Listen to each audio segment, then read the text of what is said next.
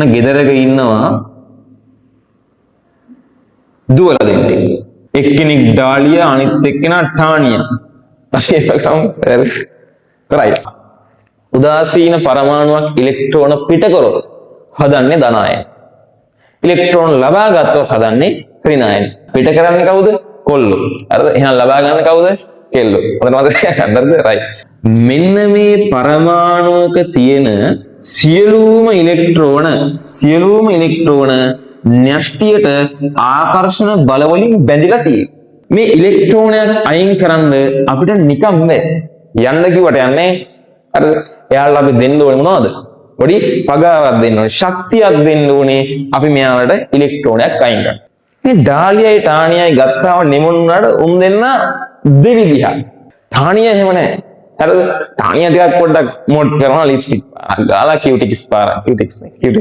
කියුටික්ස් ගාලා හරිද?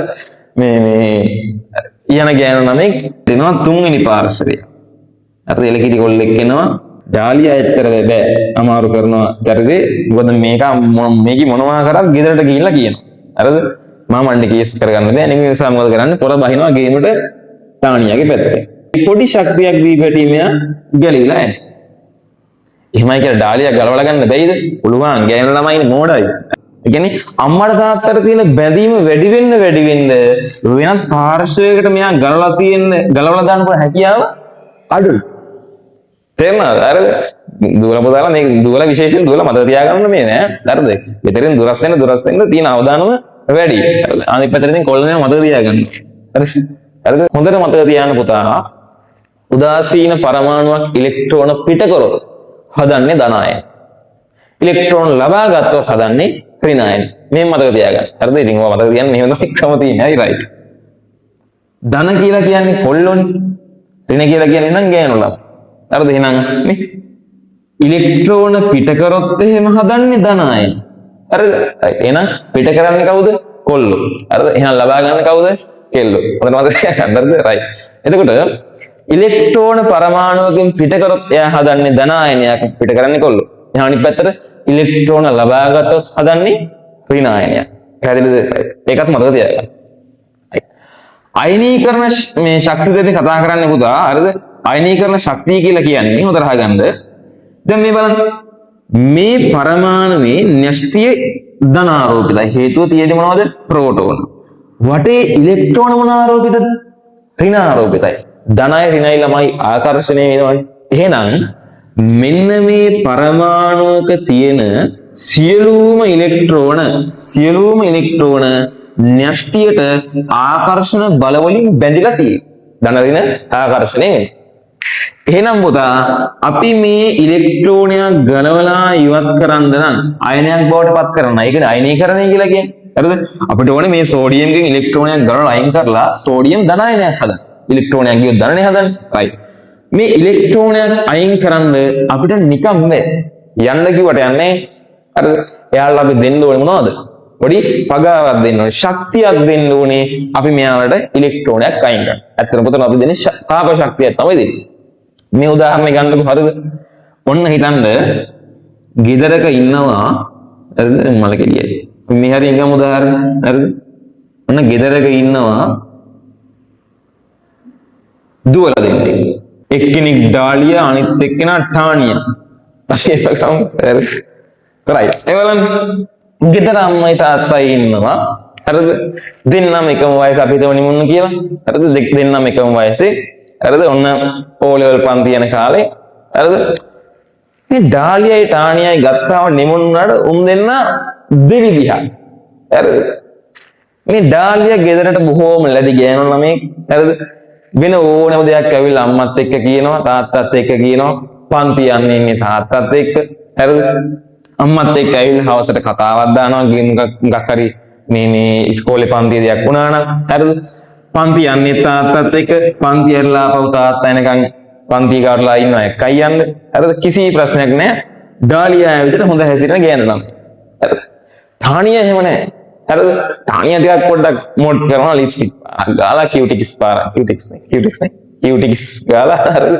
මේ යන ගෑනු ළමෙක් මේ තාත්තත් එක්ක යන්නේ නැහැ පොර තනියම බස් එකේ යන්නේ පොඩි ෆෝන් එකක් තියෙනවා ඩාලියට එහෙම මොකුත් නැහැ පොඩි බටන් ෆෝන් එකක් තියෙන එකත් උමනා වෙලාවට විතරයි පාවිච්චි කරන්නේ ටානියාට නෑ හොඳ ස්මාර්ට් ෆෝන් එකක් තියෙනවා පොර අමුතුම චරිතයක් ඒ කියන්නේ ටාලියාට වඩා ටානියා ගෙදරින් පොඩ්ඩක් දුරස් වෙලා ඉන්නේ හරිද දුරස් වෙලා ඉන්නේ ඉතින් ළමයි මේක ඉතින් සාමාන්‍ය වෙන කතන්දරේනේ හරිද මෙතෙන්ට එනවා තුන්වෙනි පාර්ශවය හරිද එලකිරි කොල්ලෙක් එනවා හරිද මිනිහා බැල්ම දානවා හරිද කොල්ලෝ එහෙමනේ හරිද මේම හරිද කොල්ලෝ මේ මහලු මේ සීන් නෑ උන්ට ඌ බලනවා මොකද්ද ලේසි ගලවලා ගන්න හරිද ගෙදරින් ගලවලා ගන්න මොකද්ද ලේසි මිනිහා දවස් දෙකක් අධ්‍යයනය කරනකොට තේරෙනවා ඩාලියා එච්චර බෑ අමාරු කරනවා චරිතේ මොකද මේක මොනවා කරත් ගෙදරට ගිහිල්ලා කියනවා හරිද මාමණ්ඩි කේස් කරගන්න බෑ නේ නිසා මොකද කරන්නේ පොර බහිනවා ගේමට ටානියාගේ පැත්තේ හරිද එතකොට මොකද වෙන්නේ දවස් දෙක තුනක් පොඩ්ඩක් පන්ති කාට ගිහලා බයික් එක පොඩ්ඩක් රේස් කරලා හරිද පොඩි අඟර පාරක් දැම්පුවා ටානියට පොඩි ඉංගියක් එනවා හරිද අන්න මේ ඩාලියා එහෙම නෑ හරිද මෙයා තදින් ගෙදරට බැඳලා ඉන්නේ මෙයා ගෙදරින් ටිකක් දුරස් වෙලා ඉන්නේ එතකොට මේ කොල්ලට මෙයා ගෙදරින් ගලවලා ගන්න හරීම ලේසි පැහැදිලිද ගෙදරින් ගලවලා ගන්න හරීම ලේසි පොඩි ශක්තියක් දීපු හැටි මෙයා ගැලවිලා යන්නේ එහෙමයි කියලා ඩාලියා ගලවලා ගන්න බැයිද පුළුවන් ගෑනු ළමයිනේ මෝඩයි හරිද ගලවලා ගන්න පුළුවන් නමුත් දෙන්න ඕනේ කරන ශක්තිය මොකද වෙන්නේ වැඩි හරිද උදාහරණ විතරක් තේරුම් ගන්න බෑ මෙතෙන්ට එන්න ඕනේ හොඳට බලා ගන්න මේ බලන්න right උදා මේ තියෙන ඉලෙක්ට්‍රෝන 11ම සෝඩියම් පරමාණුවේ හරිද නෙස්ටියට තදින් බැඳලා ඉන්නේ එතකොට මට කියන්න දැන් ඔන්න මොකද්ද මොන ඉලෙක්ට්‍රෝනේද